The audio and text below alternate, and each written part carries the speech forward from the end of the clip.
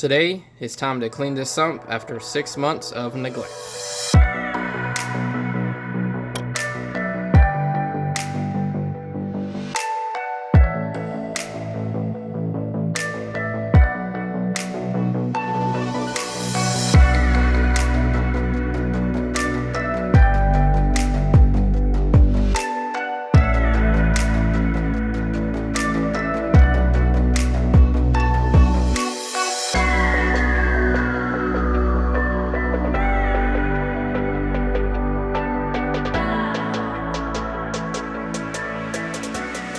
So now I'm getting to the point to where I need to go ahead and collect quite a bit of water so I can put my sponge in there.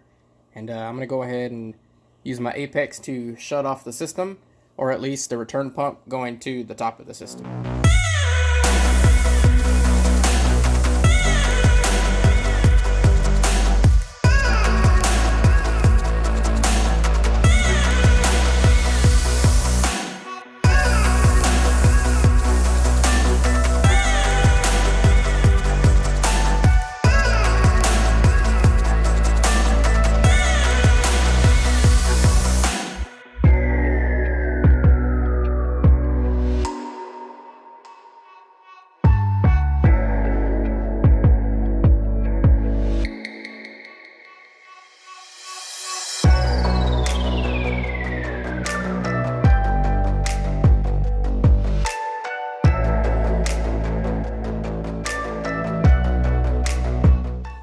I'm going to go ahead and cut the heater off just for now before I actually move it out into the air. That way it doesn't, burn me one and, it doesn't burn itself. Okay, so I put the heater in the main part of the tank here. Next thing we need to do is just go ahead and take off the return pump, the return line, and the plumbing, and then the sump light. But we can go ahead and take the sump out. So one more thing I forgot to mention real quick is if you have an overflow where your tank is drilled and it either goes behind your tank or below your tank, you want to make sure to open up your overflow and make sure there's no water in there, because once you remove this plumbing, all this water is going to come out. So I've got water pretty much right up to here where the little black screen is. I'm going to go ahead and pull this up here and release all the water down into the sump. And now would also be a good time to clean off your pipes here with all this gunk and nastiness and sponges and who knows what else is on there. So don't forget to do that too. So whenever I do my water changes, it typically takes me anywhere from 20 to 30 minutes to change out all 3 of my tanks. And this is due to using a Python water changer. If you don't know what this is, go ahead and click the link on the top right hand corner and I'll go more in depth on that. But basically it's a small device with a hose. This has a little special adapter here that fits onto your faucet, and whenever you turn your faucet on, that motion right there from the water creates a suction, and it sucks all the water out of wherever you put the end of the hose. And if you were freshwater, all you would do is plug this back up, turn the water on, and it'll move water out to the hose to wherever your tank is going. And you would add prime and all that good stuff for freshwater. But since we're freshwater, all I do is disconnect this hose, put this on the end of my mixing barrel, my saltwater mixing barrel, and hook it up to a pump.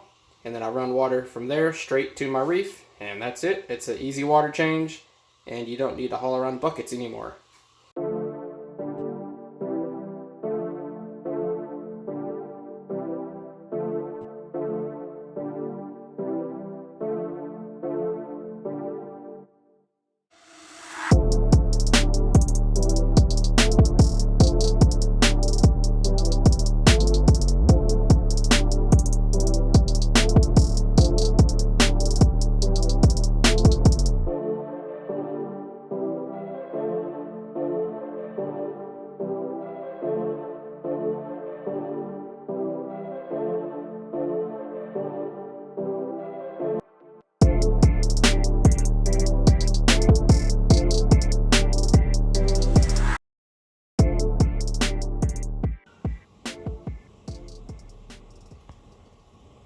And now it's time to go ahead and unscrew these unions here so we can take off the plumbing, just to make it that much easier to release the sump from the main system.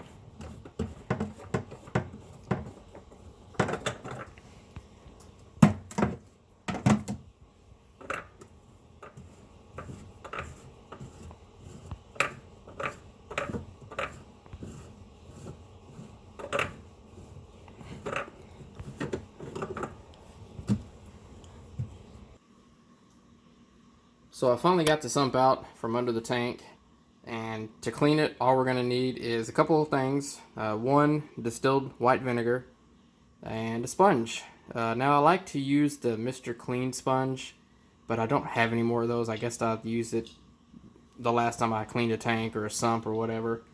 And then obviously you'll need a sink.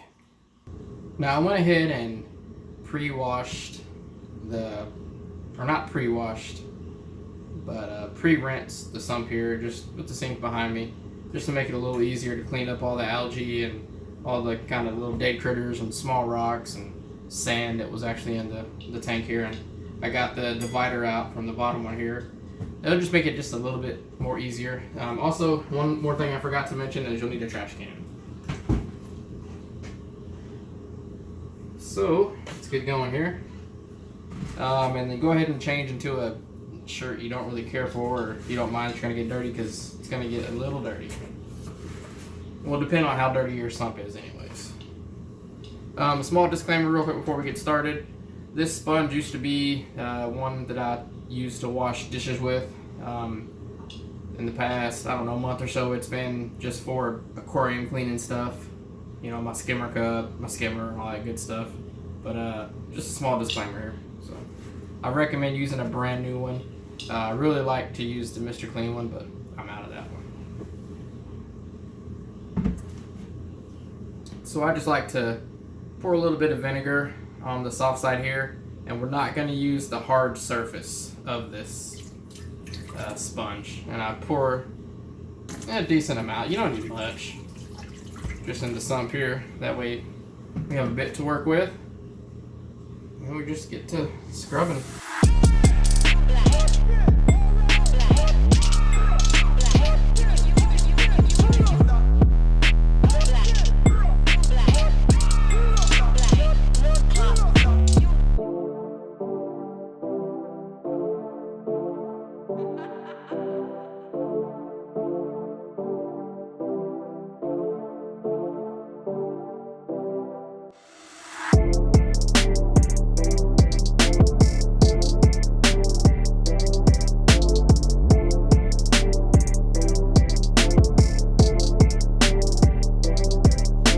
Now that we're done cleaning the inside, I'm just going to take it to the sink, rinse off everything on the inside pretty good, and get all the vinegar and all the extra junk and all that good stuff that's in there off.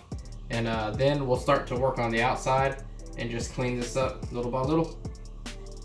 Alright, now to clean the outside, all we're going to need is just a damp little sponge here, or a magic eraser, and a microfiber cloth or a 100% cotton cloth that you know that won't scratch your sump or your tank.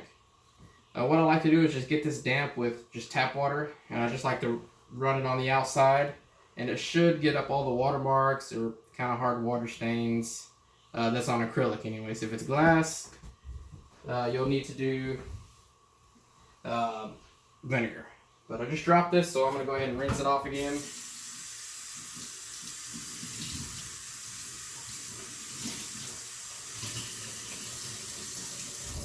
So I just simply take tap water, get it all nice and drenched, and wring it out.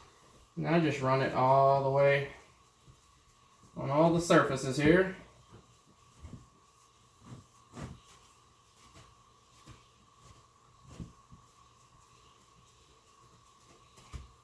I just like to take a cloth, just wipe it down, just so it gets the water off of it.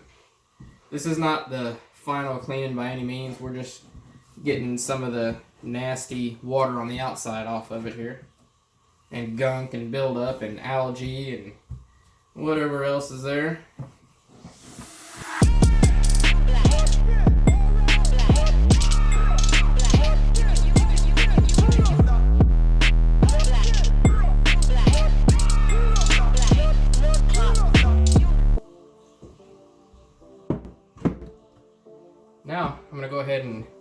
take my cloth and just dry out all the inside of everything here, and then we'll be pretty much done.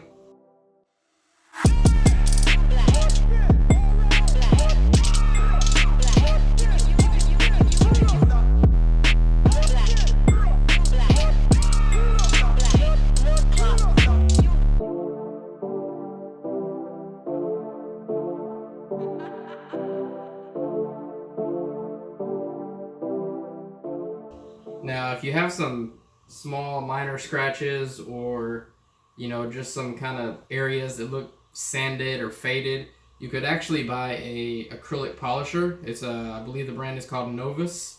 Comes in a 3-part, A, B, and C, or 1, 2, and 3, something like that. But basically what it is you start with the largest particle part, put it all over your sump, wipe it off, you do part 2, repeat it, and then the particles get smaller, and then on the 3rd part you do part 3 again, and that kind of buffs it and polishes all out, and it makes it to where you have no more scratches for the most part. So I've never used the product, it's just what I've seen and heard, but if you would like to do that, now would definitely be your time. So now that the sump is all cleaned up, it's put back under the cabinet, and now I'm going to go ahead and do a water change on the tank here before we add water back to the sump. So I got my water python going again.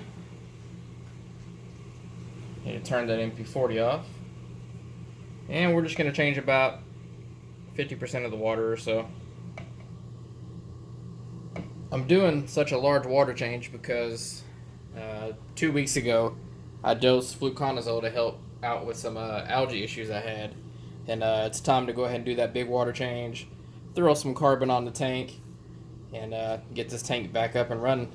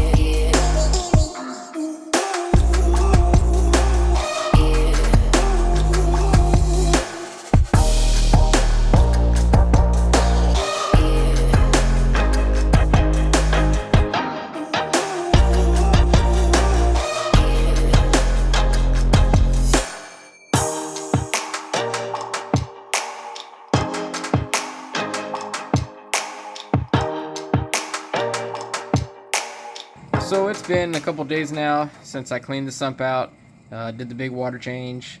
I just pulled my carbon reactor out of the sump, and as you can see, the sump is crystal clear. It's algae free, chaeto free, pest free, detritus free. It's definitely a nice feeling here. One thing I did do that I did not mention previously is my AI prime up here, which is my sump light.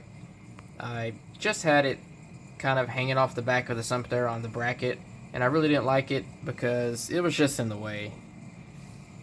So I went ahead and mounted it to the back panel there, and I used one of those hanging screws from the ceiling that you see. I put it in the bottom of the stand and put a zip tie on there, and that holds up perfectly, just how I need it. So everything's running good. The skimmer is starting to collect some nastiness, and that's how we like it. I appreciate you guys watching. Don't forget to like the video if you liked it, or if you didn't like it, go ahead and hit that thumbs down. Subscribe and hit that little bell notification so that way you'll get notified every time I upload a video. Thank you guys for watching.